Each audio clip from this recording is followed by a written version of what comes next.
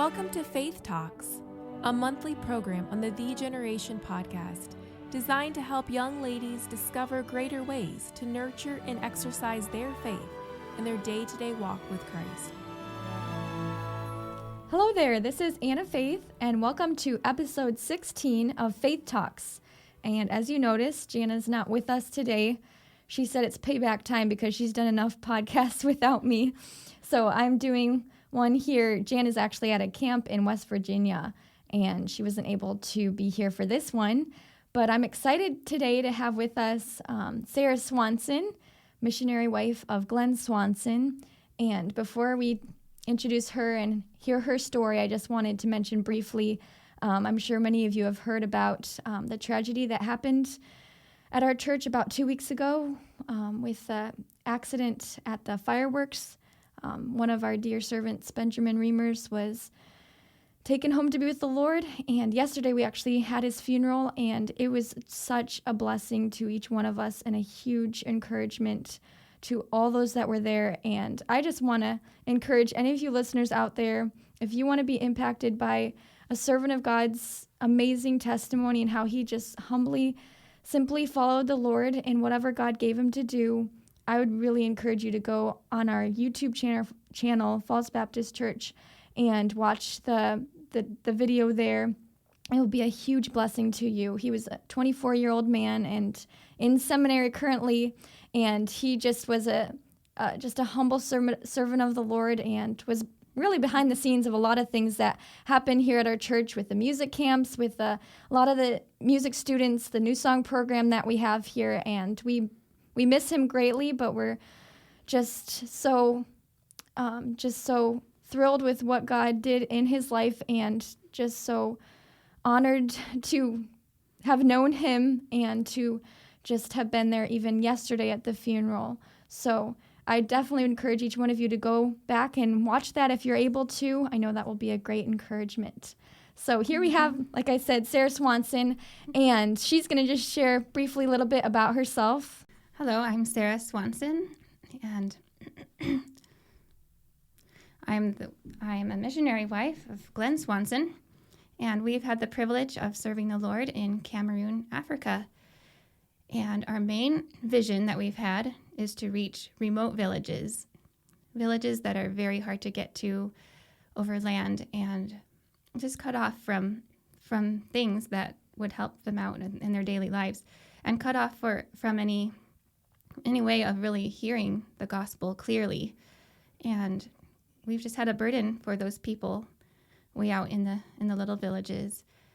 And the Lord has really blessed our ministry. We've seen a lot of souls saved, and several churches started through our ministry. And it's been really a privilege to be a part of that. We ended up picking a village called Aqua. So we ended up moving to Aqua, and part of that was we had to build our own house because there was no house really that was open, and if there was, it would have been really a difficult situation. So the Lord enabled us to build a house, and it was not easy at all. We had to dig out our own stones for the foundation, and go to the river and pick out our own gravel, and find a tree in the forest for someone to cut down and cut into boards. And it was really a lot of work. And my husband, Glenn, he worked so hard. I could just see that sweat pouring down his body every day as he worked so hard on that house for me. And it was really special time just to see how hard he worked to make our home out there in the village. He's a very strong husband. I was so thankful for him. The people out in the villages always thought of him as someone very strong. He's had to work very hard there, and people have noticed that about him. There's some people call him Goliath because he's just so big and strong, and he could do almost any kind of work. So I could see that in him. Yes. The people are amazed how many different kinds of work he can do. And he just said, well, it was his dad. His dad taught him to work hard, and he's a very hard worker. So it was interesting, too, because my dad was always like I call him Papa. Papa would say, you really need a strong husband, because I was really not very strong, especially when you compared me to some of my sisters who were quite a bit stronger than I was. So the Lord just answered that special prayer and gave me a strong husband. But anyway, so after we settled there, even during the time we were building our house, we had a little new church that had just been started recently, and we were working with them, teaching them more things from the Bible. I would always teach the children's Sunday school class, and at first, none of the children were getting saved, but it was just, I was planting seeds in their hearts. So in 2018, a war started in Cameroon where our two regions wanted to separate from the rest of the country. And the two regions are the region where I grew up and then this region where we were now located. And they're English speaking. The rest of Cameroon is French speaking. So the people in the English parts wanted to separate from the government and make their own country. And at first, they wanted to do it peacefully, and they tried, and then some fighting started from that. The government didn't want them to separate, of course, and so the fighting just started. In our area, we had a bunch of young men that were very excited about starting their own country, and so they formed their own groups, and they called themselves ambush soldiers. And it ended up being like a guerrilla-type warfare where they would hide out in the forest and come out and make attacks, and anything that had to do with government was they were very much against it. So that included schools, hospitals. Anyone that worked for the government was under suspicion by these men. And for us, it was good. At first, we were able to just to keep on working there. People knew us. They knew that we didn't work for the government, and we were free. We just continued on in our ministry, and there were dangers around. We heard of people getting shot and things like that, but we were able to continue for quite some time. There was one time where we had a dangerous journey to make. We had our vehicle out there in the village. There was only a few months out of the year where we could have our vehicle there, because during the rainy season, it would rain so much that the rivers would be so full that we couldn't get our car across those rivers that time of year. But the few months that we could bring our car all the way to our house. And at this time, we had some co-workers coming, the Folkers, Seth and Caitlin Folkers, and we had promised them that we would be picking them up at the airport. And my husband always likes to keep his promises. And so we were going to make that trip, even though it was going to be a very long and arduous journey. And we packed up everything, and we were ready to go. And then some of the villagers came running up to us, and they said, "No, you can't go now. There's no way. They've cut down a tree, they've blocked the road, and there's soldiers everywhere, and the government soldiers are coming. They're going to come and wipe out our villages. You can't go. It's not safe." And so we were already all ready to go, and we were about to leave, and we just stopped and prayed and asked God to show us, should we go, or should we just stay and hide out here in our house? And the Lord just gave us a peace that we should go. We should just go and trust the Lord to take care of us. So we did. We began to drive off. They were all shouting like, no, to stay, don't go. But the Lord had given us the peace to go, so we went ahead and went. And we got to the first village, and we could see there was a tree across the road up ahead. And as we got closer, my husband, he's so funny, he just started laughing because that tree they talked about was just it was very small, and he could easily pick it up and move it off the road. It wasn't anything very big at all. So we're like, "Lord, thank you. Thank you for letting us go, because this is easy." So we got out and just threw it off of there. Nobody was around, so we kept on going. Mm-hmm. But as we were going, we saw people with their little bundles of things they were carrying, and they were leaving the villages. They were very scared. They didn't know what was going to be happening, and so they were leaving. And they kept telling us we really need to watch out. And we got to one area where a motorcycle was coming, and it was one of those ambush soldiers.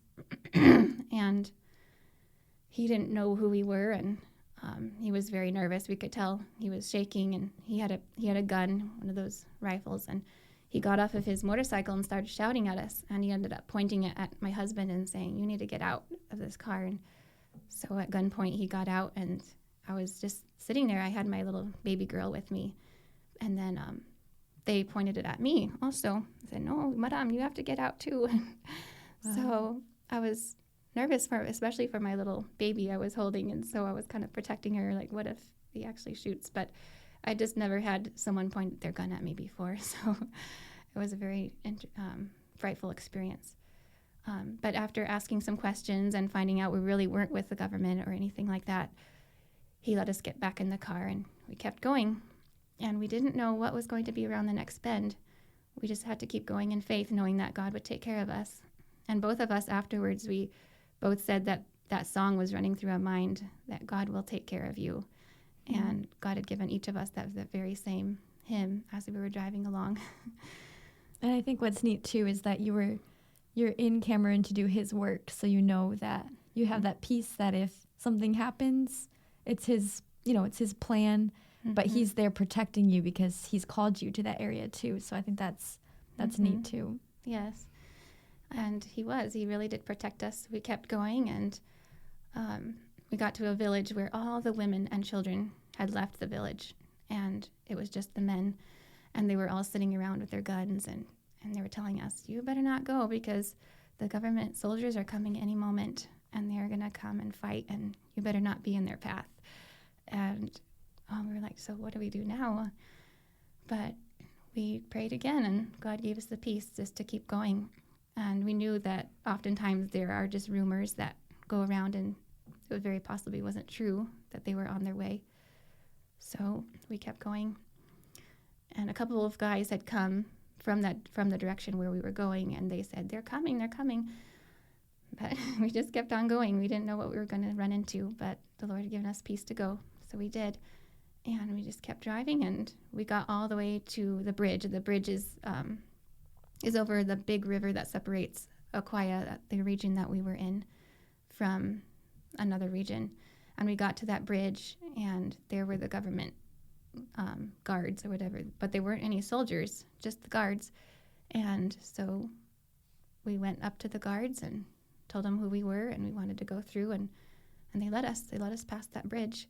And that was one of our main concerns, because they were guarding that bridge very closely, and that was our only way out. There was no other way, unless, of course, we took a canoe, but that whole river was being guarded. But the Lord opened up the way for us, and we were able to get through, and eventually back to our home, to my parents' home, and then out to pick up our coworkers. So the Lord opened up the way for that. That's really neat. Mm-hmm. So how has life been since that point, since you haven't been, you pour so much energy and heart and soul into the area that, God had led to originally. But how does life look for a missionary family that's not where they had originally been because of a war or something like that? Well, it has been very different. We felt like, are we really missionaries anymore? Because we had been so involved and seeing the Lord use us in great ways, seeing people saved and churches started, that now it was almost like a letdown, because now we were in the French area and it was hard to communicate with anyone. And now it felt like we were just living normal lives, almost more private lives, because we didn't know the people and it was harder to talk to them. And we were still under shock from everything we had gone through. So we were really trying to just get through the trauma of it all too. And it was a big change for quite a while. There were some other traumatic things that happened. I don't know if you have time to go through with my husband what he went through or not. Sure, go ahead. Okay. With that one, there was a village that was fighting just amongst themselves because they wanted their own chief to be the chief, and they were not happy that one of the groups had a chief and the other one didn't get to have their chief. And so then the one that was the chief ended up getting very sick, and my dad, who's a pilot, and flew him out to the hospital, but he ended up dying. He didn't make it. And so out there, the people are so superstitious, and so they automatically believed that it was the other group in that village that cast a spell on this chief and killed him through witchcraft. And to them, it was so real that they knew they needed to fight back. So So they began to fight back, and whoever was part of that group that had the chief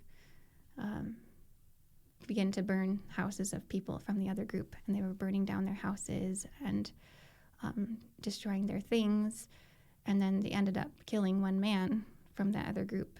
And as soon as someone gets killed, that really makes a whole warfare to flare up.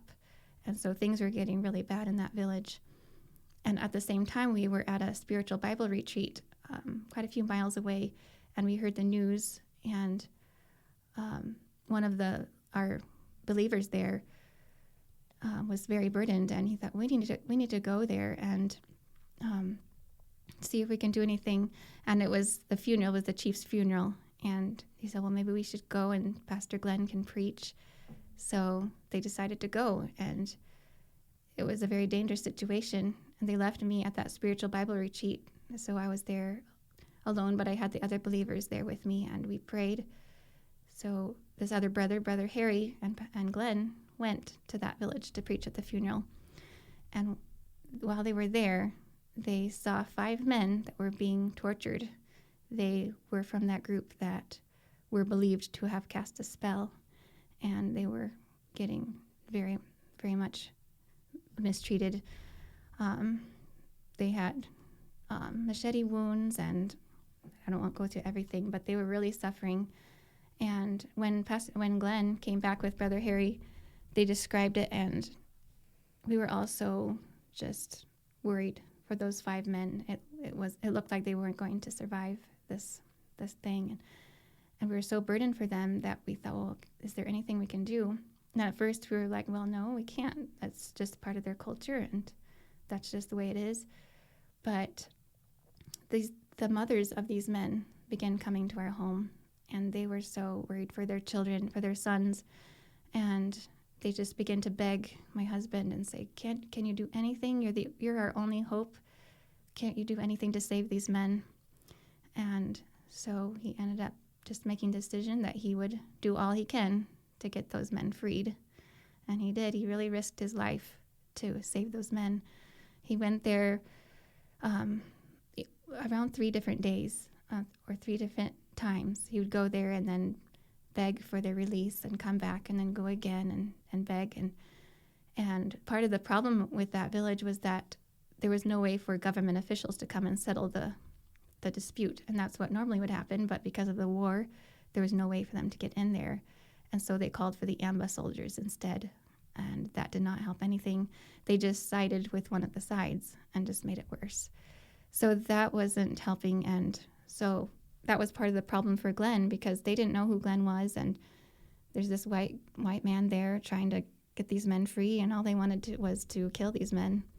And so he ended up sitting on the ground with these men, just identifying with them and saying, these men are innocent. They haven't done anything against this man. Glenn had already talked to the doctor, and he knew exactly what had caused that chief's death, but they wouldn't listen to what he was saying.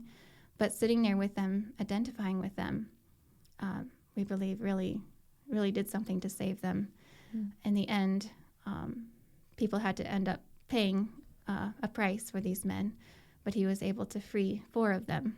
One of them did not get freed, but Glenn was able to share the gospel with him, and we believe that he was saved before he was shot. But 4 of these men were able to get freed in the end, and he and I took them. We had them in our vehicle to a hospital to get treated. At first, we took them to a small clinic, and they were able to clean their wounds and things. But then we had to take them very far because they had some really complicated issues going on. One of the things they had done was give them shots of poison, so their arms were all swollen up from that, and they really needed a lot of treatment. So we took them in our vehicle, and when we got to that checkpoint, like I talked about before with the bridge over the river, the guards there didn't really believe that these men were innocent. They believed that these were AMBA soldiers, and so they began to abuse them now, and we're like, no, we rescued them from the AMBAs, and now the government soldiers are attacking them again, and it was just really awful.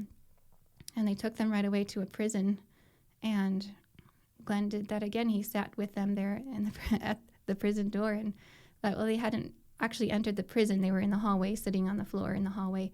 So Glenn sat there with them and saying, these men are innocent. You need to let us go. And after some hours of begging and pleading and talking, they finally let us go. But they made us take them to a hospital that really wasn't really a hospital at all. They weren't going to help these men. And we went there, and Glenn told the men, just stay in the car, and he was going to see if we were going to able to leave. So we went in, and nobody was really talking, and none of the nurses were coming out to help. So he said, this place is not going to do anything. He came back into the car. He said, everyone, just lock your doors. We're going. So we locked our doors, and off we drove, and we were able to get out of there, and eventually made it to the hospital late that night, probably around midnight, and got those men checked in. But all of them actually really made a profession to believe on Christ as their Savior. And we know of at least one or two of them who are really serving the Lord and faithful in ministry through that. One of them is the uncle of our pastor there in Aqua. So we're just thankful for how the Lord was able to use Glenn and how he protected him. He had a scythe to his throat. He had a gun to his head during that time. Mm-hmm. There was one moment where in my heart, I just thought that he had been shot. It just came to my heart like, he's gone. He's dead. But at that moment, the Lord gave me a peace in my heart that I'm taking care of you. Everything's going to be all right. And that peace that was just so wonderful. I didn't know. I couldn't understand it. It didn't come from myself. It was definitely from the Lord. Mm-hmm. He gave me a peace in that moment. And I think that was the moment where he had that scythe to his neck. And God just gave me that peace, and God brought him through that trial. That's really neat. And I just, even with the recent trial that our church has been through, it's just so special when you have your faith and your trust in the Lord for your life, and you're out there, your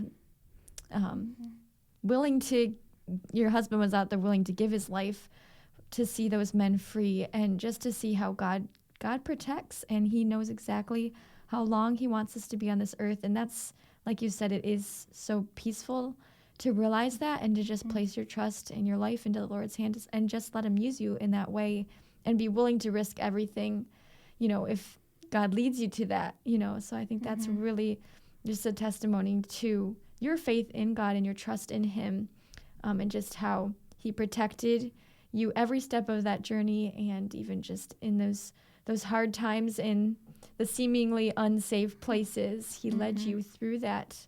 And realized, really, it's so neat to realize that as Christians, it's not about just finding a safe place. Wherever God leads you to, that's exactly where he wants you to be. And if it even seems unsafe, if people even think you're crazy for doing some of the things you're doing, it's okay, because you're in God's hands, and that's the most safe place you could ever be in the whole world, So that's really, really neat.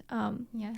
Just moving along through your story, let's maybe even go to the recent trial that you're even working through right now. And I know you talked about how your husband has been so strong, and the recent health crisis in his life. Would you be able to share about that? Yes. So we were able to take our first furlough. Our daughter is adopted from Cameroon, and some of that paperwork was delayed. But the Lord finally answered the prayer to get her paperwork done, and we got her visa. So we came on our first furlough, and we've been traveling to churches, reporting our work, and people have been so generous. And we've been getting some gifts that were so big that we've never gotten before, and we were just wondering, what are we going to do with all this money? We don't really need this much money, and what are we going to do with it? And we were wondering, I wonder if God is preparing us for something that we don't know about right now. And as I look back now, we can see how much God was preparing us for what we were going to be going through. We were just about to leave on a trip to go out west. We had some churches. We had a church in Colorado and California and Oregon. And Wyoming. So we were going to make a big loop and go around the west. And right before that, we had taken a pregnancy test and found out that we were finally expecting our first child. And we were so excited about that. The Lord had finally answered that greatest desire of my heart. And I felt like, wow, now I can really focus on other prayer requests, because this has been like on the top of my list for a long time. And we were really rejoicing in that. So our whole trip out west was just really a wonderful time of knowing we were expecting finally and enjoying the different beautiful areas that we stopped at. We did some camping and hiking and things like that. And it was a wonderful time. When my husband and I were helping at a camp, just doing some things, getting the camp ready for the summer, my husband was cutting down some dead trees and working very hard. And at the end of that week, Glenn began to experience some symptoms that were really confusing. We didn't really know what was going on. He first thought, well, maybe it's allergies, because we were in some areas we weren't used to being in, and he just had something going on with his skin, some sensitivity and such like that, but there was no rash or anything. And then it began to get worse, and his back was having some pain, and at the end of about 2 weeks, he had some more issues going on, and then he couldn't walk straight. He began to stumble around and almost fell down at times. And we were like, wow, this is serious. We need to do something more about this. So we ended up taking him into the ER. At that time, we were in Grand Junction, Colorado. And walking into the hospital, into the ER, I had to support him. He couldn't really walk very well on his own. And then we ended up pushing him in a wheelchair. And at that time, it was just so strange to see my strong husband so weak like that. And it was very different. So they checked him in, and they were very confused about what was going on. And the next day was a Saturday, and he was getting worse, and he couldn't even stand at all on his own at that time. He ended up staying in the hospital for a week, and they did a whole bunch of tests. I just remember when they were doing an MRI the first day, and he had to be out for about 2 hours.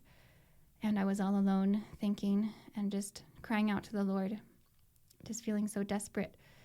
I opened my Bible to the book of Psalms, and my husband had just bought me a Bible that had many promises highlighted in it. So I was just going through those promises that were highlighted and trying to find anything that would be encouraging, that would help me through this trial. And the Lord really ministered to my heart in those moments. One verse that stands out to me is, I will lift up my eyes unto the hills, from whence cometh my help. My help cometh from the Lord, which made heaven and earth. And we were in a hospital where he was on the, I can't remember, 7th or 8th floor, but it was a beautiful area where we could look out and see the mountains. And I was just picturing how that was where my help was coming from, not the mountains, but the creator of those mountains. Mm-hmm. And so I lifted my eyes there and just asked him to help us through this trial. So we ended up leaving the hospital a week later. He still couldn't walk very well, and they were very reluctant to let him leave. But we asked them if we could just have him home. We needed to get back to Iowa. And our insurance, the type of insurance that we have, wouldn't allow us to have him be in the therapy. He needed therapy. But we ended up contacting someone in our hometown who was a therapist. So she said she could work with him, and so they let him go because we had a plan of someone who could work with him to give him therapy. But with all the testing and everything that they did, they still didn't find exactly what was the problem.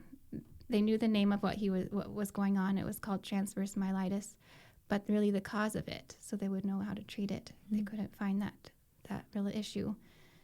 By the end, they were leaning towards it being autoimmune, but they weren't ready to put him on immunosuppressants yet because that could flare up bacterial disease. And having been in Cameroon, they thought it was a very possible thing that it could be a bacterial infection somehow. But all the tests so far have been coming back negative for any kind of infection. So now they transferred us to Mayo Clinic, and they are continuing on with some of the testing and still trying to figure out if it's an infection or if they should treat him for autoimmune disease. So it's really difficult right now. We're just waiting on the results of those tests and really waiting on the Lord to show us what kind of treatment he really needs. In the meantime, he's getting around all right with a walker, with some difficulty and having some issues going on. But the Lord has really been helping us to lean on him more in this time of weakness and this time of not understanding what is going on, but trusting him. So being pregnant with our first child, we were very happy about. That was like our bright spot through all this whole thing going on. Like the Lord gave us one thing, and now he's letting us go through something else. But then, let's see, I was about 11 weeks along, and we were out of the hospital by then. We were actually back in Iowa, and we were getting ready to go to Michigan for a missions conference there. And we were going into my midwife to see if she could hear the heartbeat for the first time. And we went in there, and she could detect a pregnancy, but she couldn't quite hear the heartbeat. But she wasn't worried, because she said that happens often where she won't hear it that early that day or something. So she wasn't really worried about it. But then I started having some other things going on, and then during our drive to Michigan was really when it happened, where I lost that pregnancy. And it was difficult because we were on a trip and we weren't at home. And thankfully, the Lord had provided Glenn's sister to drive for us, because she was off of school and she had the time, and she knew how hard it was for me to drive that long distance by myself, since my husband couldn't drive. So the Lord really provided at that moment that we really needed it. So during that drive was when the Lord took our little baby home, and I'm just very thankful for the time that I got to have that pregnancy. It was a very special time. The Lord had answered I had a specific prayer that God would give me a child that I could give back to him. And I didn't expect it would be so soon, but I was able to give him back to him that soon at 11 weeks. But I'm just thankful for how he gave me that special blessing for that time. It was a very dark time. We felt like everything was just falling apart into pieces. But as I thought about that, I knew that God could take those pieces and put them back together in a more beautiful way than ever before. And so we're seeing him doing that gradually. That's really neat. And it's just so amazing to hear your faith even in the middle of a trial. You know, this is a recent thing, and you still don't have the answers for your husband, and just to see your faith in God and your just simple trust and rest in him, even when the puzzle pieces don't seem to be, put together and you don't see the end of it. But, that's what faith really is. It's seeing when you can't see. It's believing when you don't know what the end is, and just resting in the Lord that he's the creator. He's in control of everything, and he's going to work it all together for good, even if we don't totally understand it right now. So thank you so much for sharing your story. And just wrapping up quickly here, how about you just share your favorite character of the Bible quickly and why it's your favorite character, and then we'll just wrap up with some action steps. Okay. My favorite character right now is the Shunammite woman. She was a woman who was rich, and she had a home, and she provided a place for the prophet Elisha to come and stay in her home. And she knew that he was serving God, and she just wanted to serve him. And she wasn't trying to get anything for herself or make herself look great or anything. She just wanted to serve.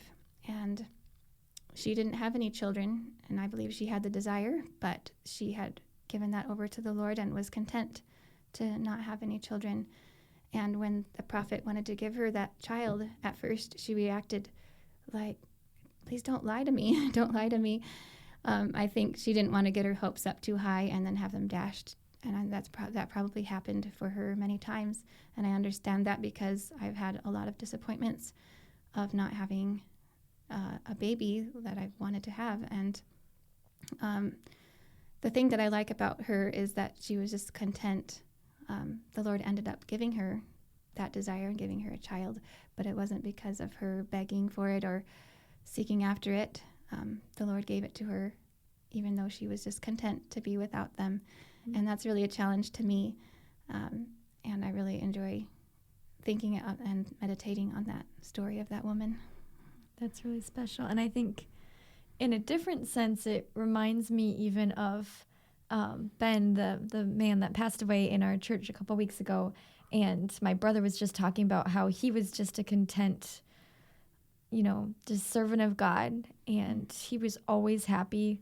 He was always gentle with any person that he worked with. And just that similarity where he lived a content life because he knew who God was and he was walking with him all the time, And that's a special place that we can be in, just resting in him. Even as we were talking about earlier with your journey, just trusting him for that protection and then just resting in him for whatever he gives or whatever he takes from us.